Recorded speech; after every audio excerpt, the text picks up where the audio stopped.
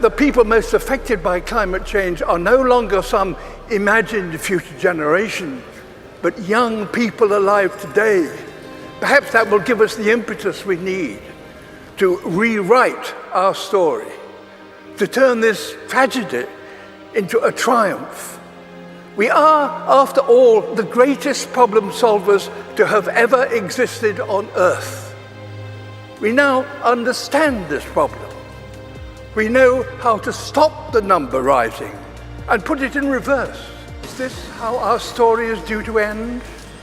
A tale of the smartest species doomed by that all-too-human characteristic of failing to see the bigger picture in pursuit of short-term goals.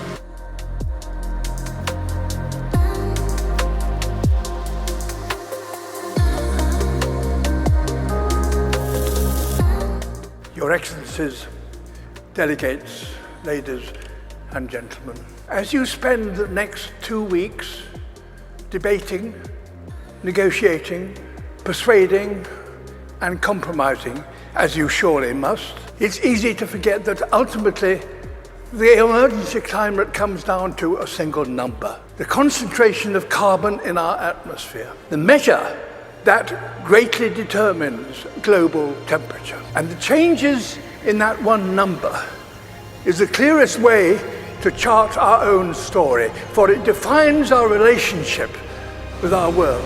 For much of humanity's ancient history, that number bounced wildly between 180 and 300.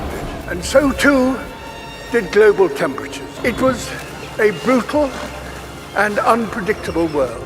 At times, our ancestors existed only in tiny numbers. But just over 10,000 years ago, that number suddenly stabilized. And with it, Earth's climate. We found ourselves in an unusually benign period, with predictable seasons and reliable weather.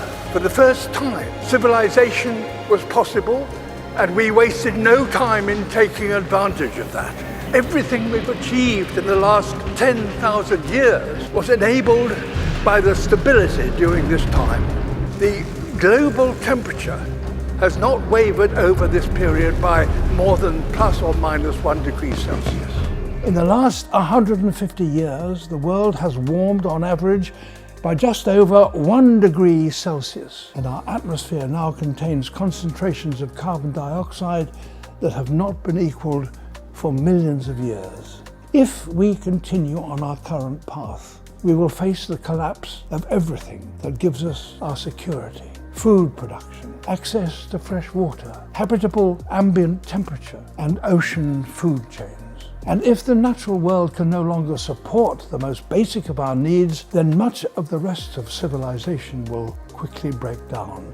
A new industrial revolution, powered by millions of sustainable innovations, is essential and is indeed already beginning. We will all share in the benefits: affordable clean energy, healthy air, and enough food to sustain us all.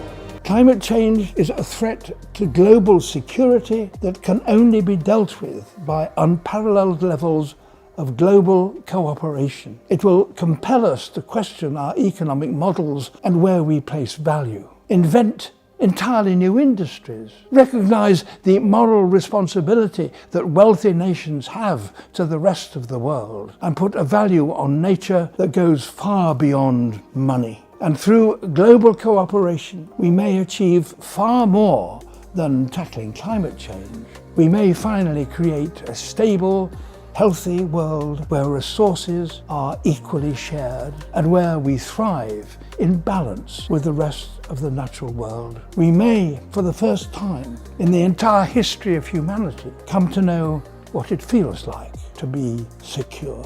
And our motivation should not be fear, but hope. The people alive now, the generation to come, will look at this conference and consider one thing: did that number stop rising and start to drop as a result of commitments made here? There's every reason to believe that the answer can be yes. If working apart, we are a force powerful enough to destabilize our planet, surely working together, we are powerful enough to save it. ladies and gentlemen, delegates, excellencies, it's why the world is looking to you and why you are here.